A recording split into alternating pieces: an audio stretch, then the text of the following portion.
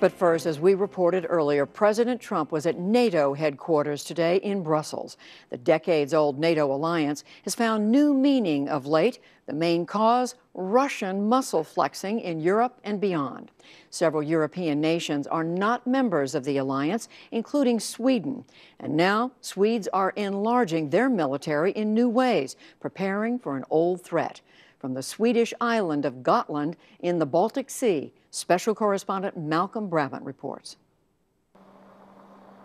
12 years after Sweden deemed post-Soviet Russia to be weak and demilitarized Gotland, the army is back. Times have changed. Gotland is no longer immune from danger. A 300-strong battle group, including a part-time tank company, will be in place by July. Until then, the island has become a stage for war games, sending a deterrent message to the Kremlin. Sergeant Major Henrik Wolf. Well, this is a part of their basic military training as squads and platoons. But of course, Gotland is Swedish, and we will protect Gotland to any means necessary. The recruits are learning to protect themselves from a surprise attack. For a country that epitomizes peace, that's a difficult scenario to grasp. Sweden has not fought a war since 1814. It has nurtured its neutrality for over 200 years. During the Cold War, it was neutral because it was suspicious of both the superpowers. But now, Russian muscle flexing is jangling Swedish nerves. The government is promising to increase defence spending by 11% over the next 5 years, and it is to reintroduce conscription. Gotland is a popular Nordic tourist destination. Its main town, Visby, the best preserved fortified commercial city in northern Europe, is a UNESCO World Heritage Site. The island, a 3-hour ferry ride from the Swedish mainland, is vulnerable because of its strategic location close to Latvia and the Russian enclave of Kaliningrad, where 250,000 military personnel are based. Colonel Matthias Ardin. Gotland is an area in the middle of the Baltic Sea. From this island, it is possible to influence both air and seaways within the area. Colonel Ardin commands Swedish forces on Gotland. Russia is putting a lot of money into their military force. We have the deteriorating security situation within the Baltics. We are trying to enhance our military capabilities. But do you think Russia is going to look at some of these exercises and just laugh because you are hopelessly outnumbered? I think Russia follows the development in the Baltic region like every other nation does.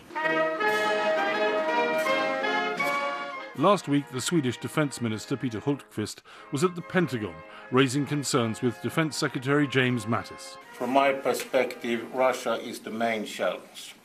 Russia challenged the European security order.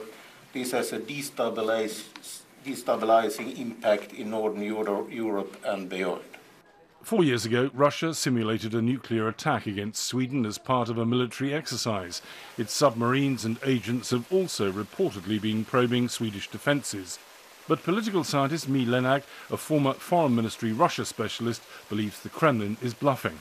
I think that Putin and Kremlin and Russia wants a bipolar world again, where Putin is a greater man than Trump, and especially to destabilize Europe, to make sure that Europe and Sweden in this case and the Baltics actually know that Russia is strong and powerful. And it is. And that's the major goal is to make people aware of it, not to really act on it. Russia's psychological offensive has forced Sweden to address defence personnel shortages caused by young people's reluctance to sign up after the draft was abolished in 2010. The government is introducing a form of targeted conscription that will compel 4,000 18-year-olds to undergo military training every year. Our professional soldiers are very, very good, but quantity is also a quality, and we need more troops in Sweden, and the conscript system is an excellent way for that. High school student Albin Garm is one of 100,000 eligible Swedes who will be subjected to what is effectively a draft lottery. Many of us don't want to fight. I don't want to fight either, but you know, if I have to, I do it. But it's really divided. I prefer to spend my life how I want to and die when I want to, instead of having the chances of ending when I don't want to. This air vent represents another impact of the Russian threat. It's happening underneath places like this government-subsidised housing project on the outskirts of Gotland's main town. Garage 71 has a dual purpose. Behind its heavy metal gate, it's not only a repository for old cars, but also one of 60,000 shelters built during the Cold War, when Sweden feared being caught in the crossfire of a nuclear conflagration. They were mothballed after the collapse of the Soviet Union, but as a result of the current tensions, the Swedish Contingency Agency has ordered that the 350 bunkers on Gotland be restocked and prepared. This shelter is designed to protect about 200 people.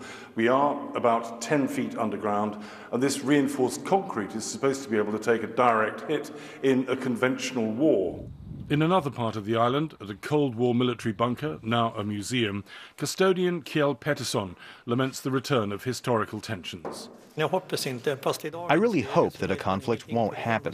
But in today's world, where so much is happening in the world around us, you just don't know. So I am a bit worried. The medieval walls that ring Visby were useless in 1808, when a Russian force temporarily took control of Gotland before being expelled by the Swedes. In such tranquil surroundings, it's hard for some residents to comprehend that this is once again a potential front line. I would say as a Swede, we're still in the mindset that we're a neutral country and war cannot happen to us. But I guess we have to re-evaluate this.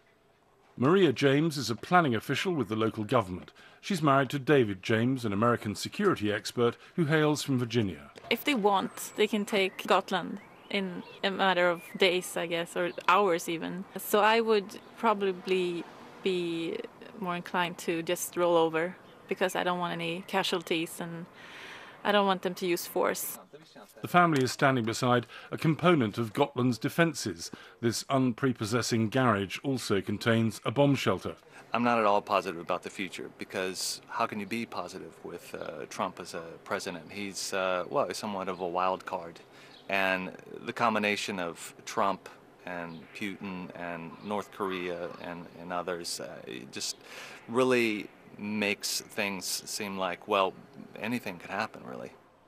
Russia's aggression is creating a dilemma for the Swedes. They're being pushed ever closer to NATO, but are resisting membership, an act that President Putin would regard as hostile. Gotland's deputy mayor, Mate Folin, reflects the view of the governing Social Democratic Party. It is better to be free and have our corporations where we want them to be. Now, I think that neutrality has served us well up to this day, and I think that it is the right way even in the future. Later this summer, these training exercises will be supplanted by a much bigger war game involving 20,000 Swedish troops as well as 1,000 US personnel. Despite Sweden's fears, it's not about to join NATO, but Defence Secretary Mattis gave this pledge. America will not abandon democratic allies and partners, and we will stand with Sweden, and all democracies will stand together. The country's best defence may ultimately be the neutrality upon which it's relied. But being neutral doesn't mean not being ready. For the PBS NewsHour, I'm Malcolm Brabant in Gotland.